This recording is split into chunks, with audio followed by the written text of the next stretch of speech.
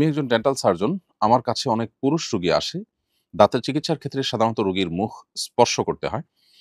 চিকিৎসার ক্ষেত্রে কোনো গায়রে মাহরাম পুরুষের মুখ স্পর্শ করা জায়েজ হবে কিনা?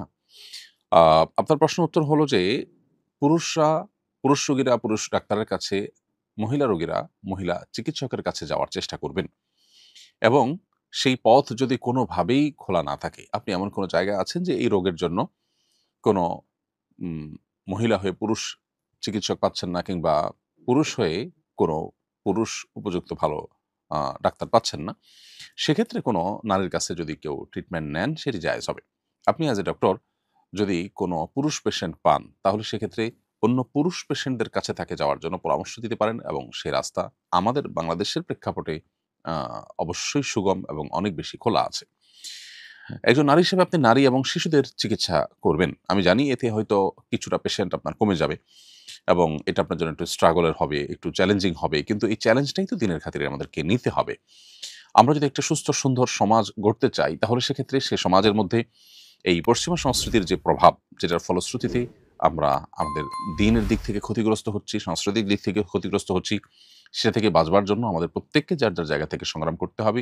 এই যে কোরবানি, এই যে ত্যাগ বা স্যাক্রিফাইস আপনি করবেন, এর ফলে আল্লাহ তাআলার কাছে আপনি আজর এবং বিনিময় লাভ করবেন। হ্যাঁ, কোনোভাবে যদি এমন হয় যে কোনো পুরুষ আ আ ডাক্তার নেই এটার জন্য এবং পুরুষ ডাক্তারের কাছে যাওয়াটা তার জন্য অনেক দুঃসাধ্য, কঠিন। তাহলে সেক্ষেত্রে নিরুপায় হিসাবে আপনি অবশ্যই এরকম রোগীর ট্রিটমেন্ট করতে পারেন এবং সেক্ষেত্রে গ্লাভস ইত্যাদি ব্যবহার করে নিয়ে আপনি যতটুকু না হলে নয়, ততটুকু স্পর্শ করবেন এবং ফিতনা থেকে বেঁচে থাকার জন্য সর্বাত্মক চেষ্টা করবেন। আল্লাহ রাব্বুল আলামিন চান আমরা যেন পবিত্র থাকি, আমাদের সমাজটা যেন পরিচ্ছন্ন থাকে, নোংরামিতে যেন ভরে না যায়। যেমনটি পশ্চিমা সভ্যতাকে যারা আলিঙ্গন করেছে তাদের সমাজটা নোংরা হয়ে গেছে এবং তারা যেরকম পবিত্র জীবনযাপনের কথা চিন্তাও করতে পারেন না। আল্লাহ রাব্বুল আলামিন আমাদেরকে যে নিয়ামত দিয়েছেন সেই নিয়ামতটাকে ধরে রাখবার জন্য আপনার চেষ্টা করা উচিত। এরপরে প্রশ্ন হলো, আমার সিজারের সময় রক্ত স্বল্পতা দেখা দিয়েছিল। তখন একজন হিন্দু মেয়ে আমাকে রক্ত দিয়েছেন। একজন অমুসলিমের রক্ত আমার শরীরে প্রবাহিত হয়েছে। এতে কি কোনো সমস্যা হবে? উত্তর হলো না, এতে কোনো অসুবিধার কিছু নেই।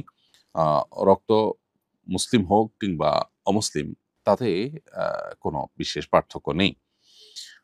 মুসলমানের রক্ত যেরকম মুসলমানের শরীরে থাকতে পারে, ঠিক একইভাবে হিন্দুর রক্তও কোনো মুসলমানের শরীরে থাকতে পারে।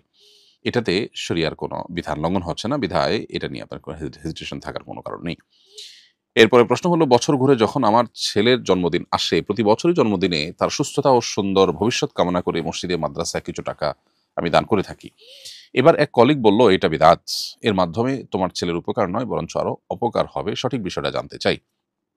আ এই প্রশ্নের উত্তর হলো যে, জন্মদিবস উদযাপনের এই সংস্কৃতি মূলত পেগান এবং প্রকৃতি পূজারী থেকে এসেছে এবং এর সাথে তাদের ধর্মবিশ্বাসের একটা নিগূঢ় সম্পর্ক কিন্তু আছে। একজন মুসলমান হিসেবে আমরা এজন্য জন্মদিবসকে কোনোভাবে উদযাপন করতে পারি না। জন্মদিনকে কেন্দ্র করে এই যে আপনি মসজিদ মাদ্রাসা দান করছেন বা বিশেষ কিছু করছেন, এটাও এক প্রকারের উদযাপন এবং এটাও সেই দিবসটাকে প্রমোট করার নামান্তর। আপনি মৌলিকভাবে আপনার সন্তানের কল্যাণ কামনা করে আল্লাহর কাছে দান সাদাকা করতে পারেন। সেটার জন্য আ আপনাকে বিশেষভাবে আ আপনার জন্মদিবসকেই কেন বেছে নিতে হবে? সারা বছরই আপনি দান করতে পারেন। যদি এমন হয় যে জন্মদিবসের দানটা আপনার কাকতালীয়, অর্থাৎ আপনি সপ্তাহের নির্দিষ্ট দিনে দান করে থাকেন, সেটা কাকতালীয়ভাবে জন্মদিবসে পড়ে গেছে অথবা প্রতিদিন দেন সেই হিসাবে জন্মদিবসেও দিয়েছেন, তাতে অসুবিধা নেই। কিন্তু যদি জন্মদিবসকে কেন্দ্র করে দেন, তাহলে জন্মদিবসকে আপনি বিশেষভাবে উদযাপন করছেন এবং আ এই যে উদযাপন সেটাও তো আ অমুসলিমদের সাথে সাদৃশ্য গ্রহণ। নবী সাল্লাল্লাহু আলাইহি ওয়াসাল্লাম পরিষ্কারভাবে আমাদেরকে বলেছেন, "মান তাশাব্বাহা বিকওমিন ফাহুয়া মিনহুম।" যে ব্যক্তি কোনো সম্প্রদায়ের মানুষের সাদৃশ্য গ্রহণ করবে বা কারোর মতো হওয়ার চেষ্টা করবে, সে কিন্তু তাদের অন্তর্ভুক্ত হয়ে যাবে। এজন্য এটা আপনার জন্য জায়েজ হবে না।